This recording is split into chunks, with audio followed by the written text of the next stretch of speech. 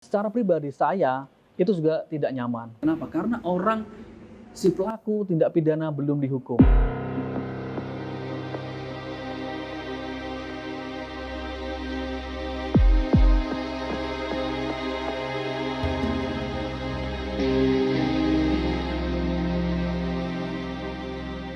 Baik, terima kasih oleh kawan media dari Batam Now.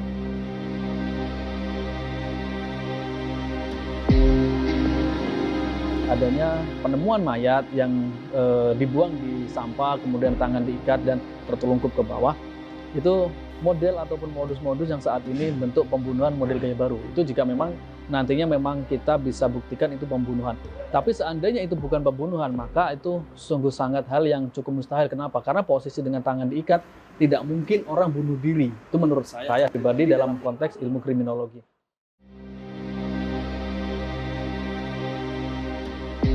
Orang yang mungkin tidak suka ataupun punya permasalahan atau dendam pribadi pada si orang tersebut. Ketika ini masuk dalam ranahnya pembunuhan, ini adalah pembunuhan yang berencana. Posisi keadaan si korban yang meninggal dunia itu diikat ke belakang, kepalanya ditutup, dan dia tersungkur ke bawah atau terlungkup, kemungkinan besar adalah pembunuhan berencana, di mana itu juga diatur dalam pasal 340 KUHP, dengan ancaman pidananya adalah 20 tahun penjara. Jadi ketika ini kita kaitkan dengan aspek-aspek di ilmu kriminologi dan hukum pidananya ini sudah cukup jelas, ini masuk dalam ranah yang kemungkinan besar adalah pembunuhan berencana, yaitu pasal 340. Contoh, jadi ketika bisa terjadi seperti itu, kita lihat pada teori dari born criminal yang disampaikan oleh Cesar Lambrusco, yang pada dasarnya seseorang atau manusia itu berbuat jahat itu karena faktor fisik. Faktor fisik tadi itu juga tidak lepas dari faktor keturunan. Maaf, secara fisik dia orang yang tidak baik dari keturunannya. Dari turun-temurun ada faktor genetika atau faktor keturunan yang kurang baik, sehingga ketika ada permasalahan sedikit langsung dieksekusi atau sampai pembunuhan. Juga ada teori yang berkaitan dengan teori tegang atau strength theory yang disampaikan oleh Robert King Merton. Robert King Merton mengatakan bahwasanya seseorang dapat melakukan tindak pidana ataupun kejahatan kepada seseorang. Jadi permasalahan yang sudah berlarut-larut, tidak hanya dalam 1 hari 2 hari, tapi itu sudah berkepanjangan.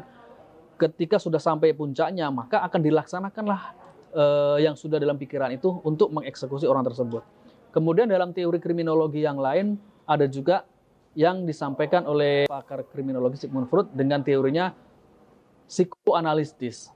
Jadi seseorang yang melakukan eksekusi atau melakukan satu bentuk pembunuhan itu mengalami satu gangguan kejiwaan. Gangguan kejiwaannya itu karena bisa jadi dulunya karena dendam, bisa jadi karena sakit hati, bisa jadi karena memang ada persaingan bisnis, bisa jadi juga karena permasalahan yang berlarut-larut yang mungkin di satu sisi dia pernah menyinggung perasaan atau kejiwaan dari orang yang telah melakukan satu bentuk pidana kejahatan tadi gitu.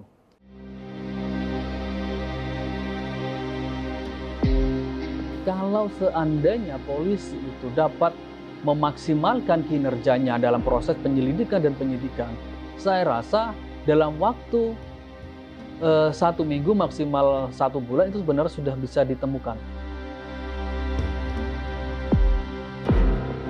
Di polisi sendiri ada proses identifikasi, ada proses untuk cek laboratorium. Nah, seandainya itu dapat dilaksanakan, terlepas dari permasalahan budgeting ataupun permasalahan dana, dan saya yakin dana pun pasti ada. Hanya permasalahannya, apakah dari kawan-kawan penegak hukum mau segera memprosesnya, karena ini memang tidak ada feedback ke mereka, itu satu. Ketika polisi ditempatkan atau mempunyai slogan yaitu mitra dari masyarakat, tanpa embel-embel apapun, tanpa adanya satu tekanan dari pihak pimpinan, seharusnya itu dapat berinisiatif untuk dapat segera mengungkap kasus yang kita duga sebagai tindak pidana pembunuhan berencana dalam hal ini. Kenapa? Karena kepercayaan dari masyarakat kepada kepolisian masih sangat tinggi, bahwasanya polisi ini adalah ujung tombak untuk bicara keamanan.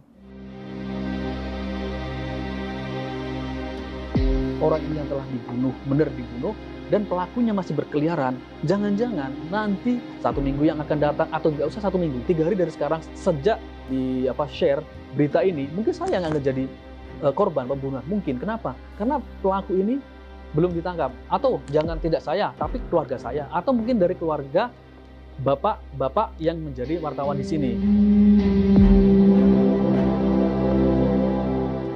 Kalau seandainya ada persaingan bisnis, kemungkinan berarti ada orang yang menyuruh.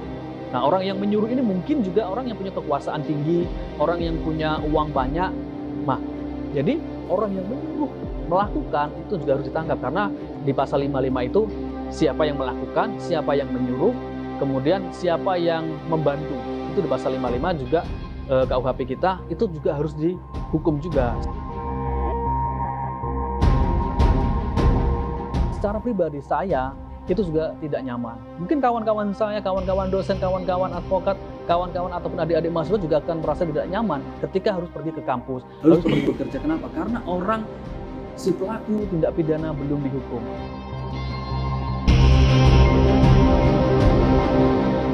Warga Batam tetap waspada ketika ada orang yang tidak kenal.